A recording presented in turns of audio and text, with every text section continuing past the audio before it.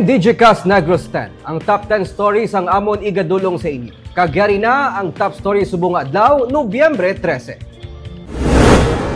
79 million pesos nga underground distribution system sa Lacson Street. Suguran sang Negros Power sa Banason tuig. Nakabaklid nga bangkay sa sulod sang sako nasa puwan sa reclamation area. 12 anyos nga volleyball player na biktima sang hit and run. Bagyo nga Ophel malandfall buwas. Bagyo nga Pipito masunod man sa PAR sa buwas. Kag sa good vibes, saksiyan ang mga pinasahi ng mga suga nga proyekto sa mga estudyante sa USLS. Initanan sa Digicast Negros 10.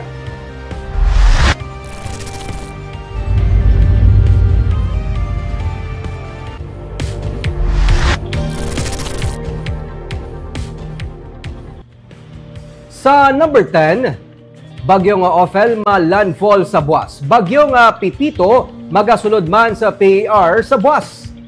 May mga lugar na sa Northern Luzon yung ginpaidalom sa Tropical Cyclone Wind Signal number 1 kag 2 bangod sang bagyo nga Ophel.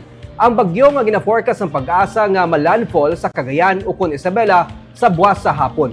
Buwas naman sa gabi ginapaabot nga magasunod sa Philippine Area of Responsibility ang bagyo nga may international name nga Manny. Pagsunod sa PAR, tawgo naman ini nga bagyo nga Pipito. Sa weekend, ginapaabot ang landfall ni Pipito sa eastern coast ng Luzon. Ginapaabot nga mangin isa ka severe storm si Manny subong adlaw, kag mangin isa na ka typhoon sa buwas. Wala ginadula sang pag-asa ang posibilidad nga mangin isa ka super typhoon si Manny.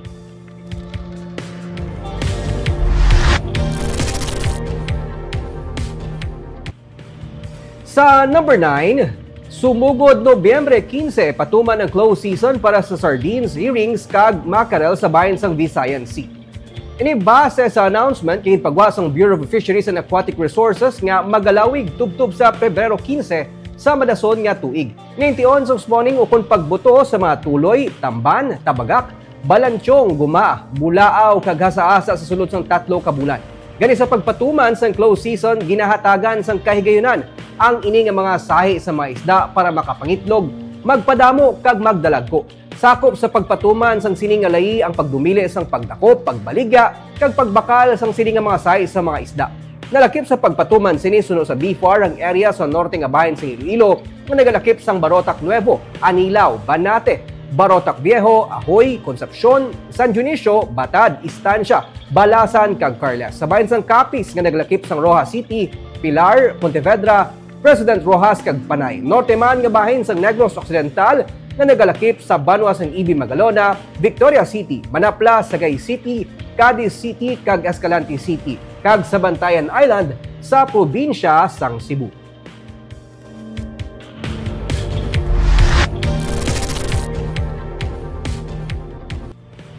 Sa number 8, kapin sa 2.6 million pesos nga cash prizes na palabot na sang Yuhum Foundation sa mga winners sa Mascara Festival 2024. Nabato na sang Mascara Festival 2024 winners sa nagkalainay nga competition ng ila cash prizes nga nagalabot sa 2.6 million pesos gikan sa Bacolod Yuhum Foundation.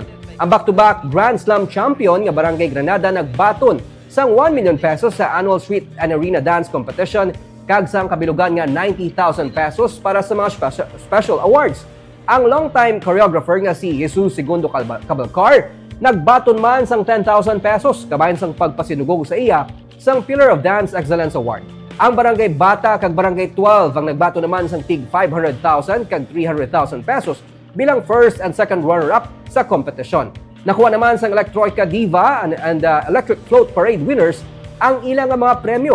Nagapadayon ang releasing sa Yuhum Foundation sang cash prizes sa iban pa nga mga festival winners.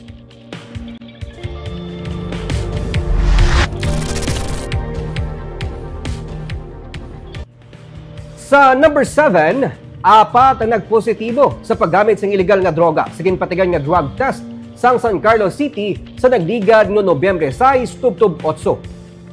Sa dato sa ginrelease ang LGU sa katapos ng media sang Nobyembre 6 kung sa diin may 134 ang kabilugan nga ginpaidalom sa drug test, may duha ka mga job order workers ang nagpositibo sa paggamit ng illegal nga droga.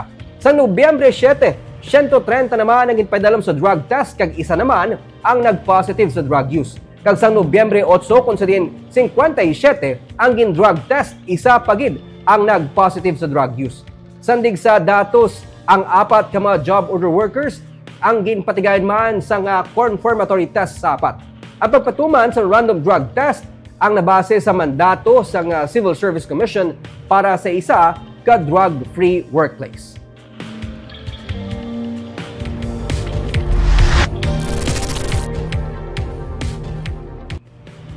Sa number 6, 12 anyos nga volleyball player na hit and run samtang nagatabok sa pedestrian lane. Biktima nasamaran kag hindi anay makahampang. Nag-angkon sang bagra sa nawala nga butkon ang 12 anyos nga dalagita nga isa ka volleyball player matapos mabiktima sang hit and run sa mismo nga pedestrian lane sa Florenceville Subdivision sa Barangay Pahanukoy sa Bacolod sang Biyernes. Gikan sa practice ang bata kag papauli na kuntani. Nagpondo ang mga salakyan bangod may nagatabok nga mga kabataan. Pero ang ini nga wing van nga wala sang ngalan nagdiretso lang. Nahingagaw butong sa iya pa kay isang 12 anyos nga biktima pero na sideswipe siya. Nagrektaliktang van o kung dalagan ang wing van.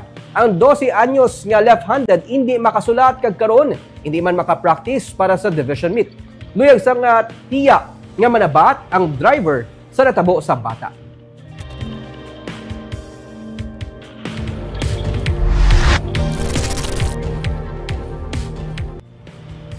Sa number 5, mag-utod nagbaisay, tubtob nga nagresulta sa pagpaniro. Ang magulang ang napatay.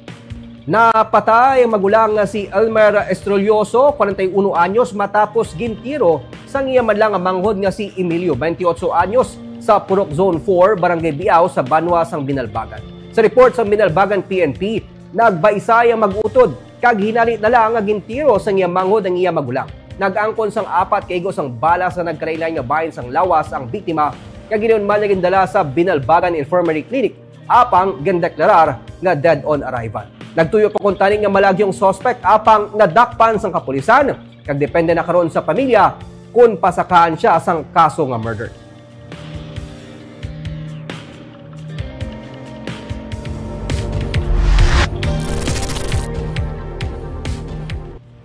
Sa number 4, mag-amay patay matapos nga makuryente sa Himamaylan City.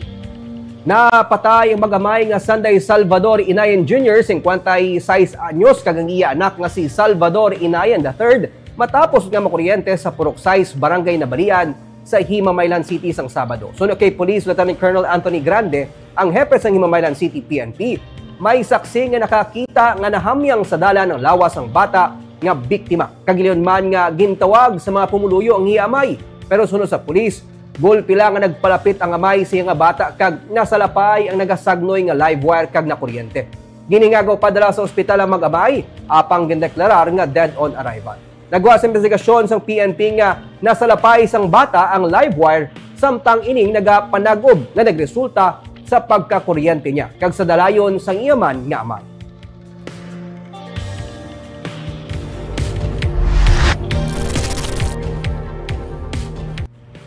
Sa number 3, bangkay isang lalaki nga ginapatian gin-torture na sapwan nga nasulod sa sako nga nagautaw-utaw sa baybay sa reclamation area sa Bacolod.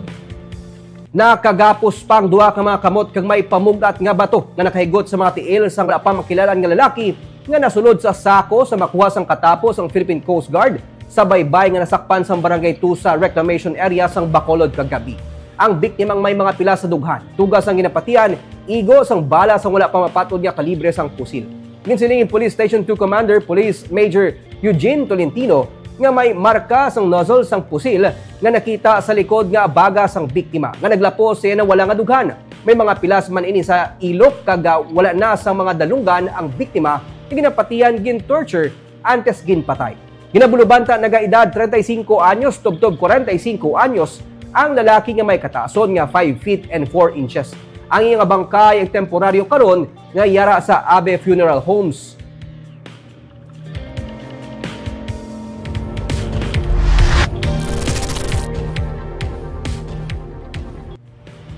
Sa number 2, Nasugda na ang pagpamutang sang markers nga maga-delineate o kung magapatod sang area nga sakop sang 4-kilometer permanent danger zone sang Bulkan Kanlaon. Suno kay Engineer Joan Herangaya, ang pamuno sang Provincial Environment and Natural Resources Office may duwa ka mga poles nga may flag nga ilan nabutang sang nagligad nga simana. Luyag man nila nga matest ang kapag-on gikan sa hangin sang sini nga mga markers nga nagataas sang 20 katapak. Pero karon temporaryo anay ini nga naguntat ang pagpamutang sang markers samtang ginahulat ang pag-abot sang supply nga pagagamiton. May 40 ka mga poles ang igapamutang suno kay Herangaya. Importante ang markers bangod may kabudlayan man sa mga yara sa lugar nga magapatod sang area sakop sang 4-kilometer permanent danger zone. Sa ini nga pamaagi, malikawan ang unauthorized access sa high-risk zone suno sa Penro. Ang DENR suno siya ang magapatod sang points nga pahamtangan sang sini nga mga poles. Kahapon nagsapol sanday Herangaya kag pamuno sang Office of the Civil Defense para ma-strategize ang installation sa mga markers. Sa field abi, while anong kita nga naging nara kita 4 kilometer nga permanent danger zone, ang taga dito, why na yakabalukon din na yun. That is why nga kinalanong igurubutangan sa mga markers. So ang mga markers na ginagrihan is amunang daw mga poles siya, daw mga daw flag poles. Para nga makita layo pa. Kaya mababalaan sa tao nga supposedly hindi na pwede.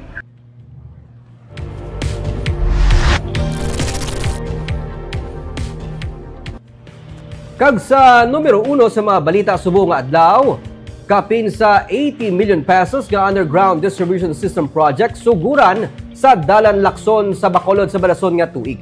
Kabahin ini sang tikang para sa ginahandom nga super city sang Bacolod LGU. Yari ang report. Halin sa Capitol Lagun hasta sa BS Aquino Drive sa Dalan Lacson, ginaplano sang Negros Electric and Power Corporation nga mag-construct sang underground distribution system project sa Bacolod agod madula na ang mga nagalambod kag nagalaylay nga kable kag linya sang kuryente pati na mga poste sa dalan. Ginpatpat ni NEPC Chief Operations Officer Engineer Bernard Bailey del Castillo nga mas masaligan kag safe ang underground distribution system nga ginapaabot masuguran sa Enero sa Badason nga tuig. And the trees can now freely grow as high as they wish.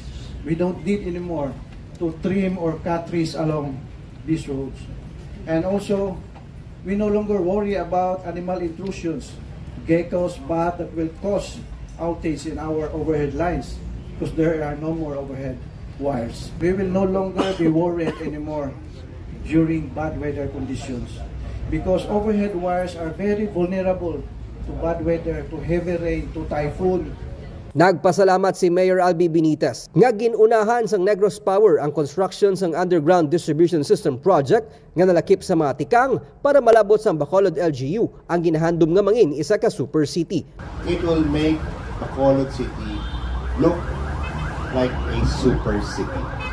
So that is the plan, and I would like to thank. This is a very historic moment in the development of the city towards super city. Gindugang sang alkalde nga magluwas sa Dalan Lacson plano sang syudad nga ipatuman ang city-wide underground cabling system upod sa mga telecommunications company pinaagi sa ginadihon nga ordinansa. Actually gipamakot nga daw kadugay sa 1 kilometer 10 months. Ang ila concern, no, kay hindi pala na yan pag kot-kot, pag trail, direksyon na dayon. Kinanlan lang taon man. That's why it's so important to be the city to be involved. There might be drainage system ara sa alignment. So, likawan nila na. They will have to find a new way to be able to connect to the other side. So, it is best that the LGU is involved. So, ginpahayag naman ni NEPC President Ruel Castro nga ang 79 million pesos nga proyekto kabahin sang rehabilitation and development project sang distribution utility. Tuyo sang NEPC nga matapos ang proyekto sa sulod sa napulo ka bulan antes ang Mascara Festival celebration. No, but it is really because this is part of the Sustainable Development Goals wherein we should have a very livable and lovable city for our constituents. The benefits will not just be aesthetics, but it will also be safety as well as reliability. Ang groundbreaking ceremony ang gintambungan sa mga provincial kag city officials kag mga tiglawas sang business sector sa Bacolod.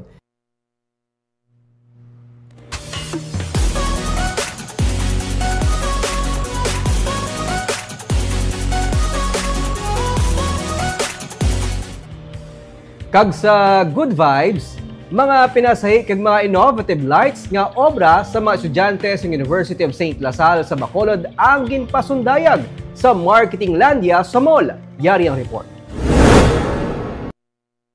Mga magnetic cube lights nga daw kasubong sang puzzles, lampshade nga may elegant design kag suga nga Wi-Fi ready kag sabat sa power outages bangod sang built-in nga battery.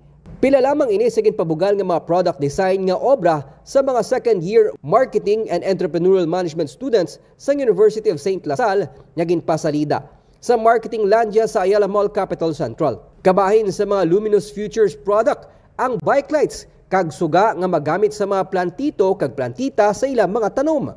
Ginsiling ni Marketing Research Professor Jojo Bayona nga amuman ang founder sang Marketing Landia nga nagsugod sila sadto sa pag-exhibit sa mga produkto sa mga estudyante sa sulod lang sang school campus. Tubtob nga mas nag-develop ang mga obra nga halos bisan wala pa ni display ang mga produkto, may pila na ang interesado. Wala na daw, wala na mag-backlog. Sandali na pala, we told them after na lang. But nevertheless, kinbutan na nila ako ng prototyping para ma-learn manila how to put their creative minds into work.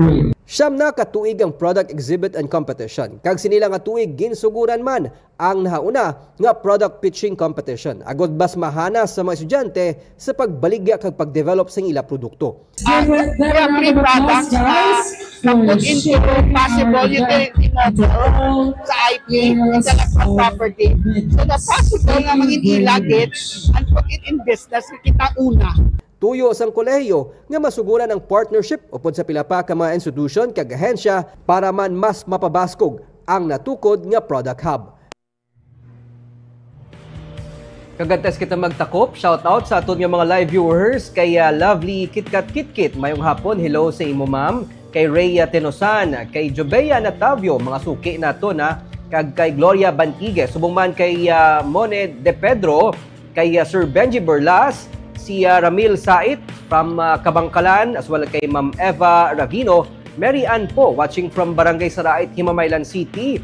Mayong hapon sa ila ko nung nanay, kay Ma'am Sigundina Baranyao. Subong man kay Romel Galio, Sir Jonathan Tare, kay Parig Jones, galantaw man sa aton, si Gerson Escandar, Gorsal Mary Rose, kag Hensley Mumbai. Subong man kay Meldy Sayudel.